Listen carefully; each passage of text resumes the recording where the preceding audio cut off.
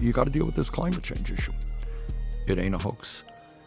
I think the last 10 years have been the warmest on record.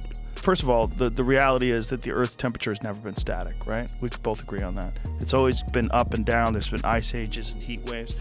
And then the Washington Post looked at it. Essentially, they found that we're in a cooling period. And this was like a very inconvenient discovery, but they had to report the data, and kudos to them for doing that. So look at the far end of that graph, and you see we're in a cooling period. Well, I'm not sure. I didn't read that article, but Yeah. the scientists who are out there, I think. I know, but there's a lot of money involved in that too, Bernie. That's part of the problem. There's a lot of control, and that's a big part of this problem.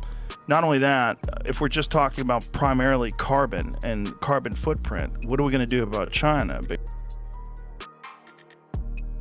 Whenever there's an issue that everyone can agree on, you're going to have a bunch of people that capitalize on that issue, and they look to gain more money, but then also power and control. These things like they're trying to institute in the UK, where they have these 15-minute cities, this concept where you're not allowed to travel. They'll be able to look at your carbon footprint.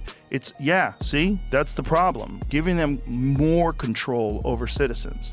And this is a vehicle for that. And this is what's dangerous about this whole climate change emergency, because it allows these fucking creeps that have been controlling people and controlling what you do and what you say and how you spend your money with people that are already living check to check, and you put additional constraints on them and you make them even more scared.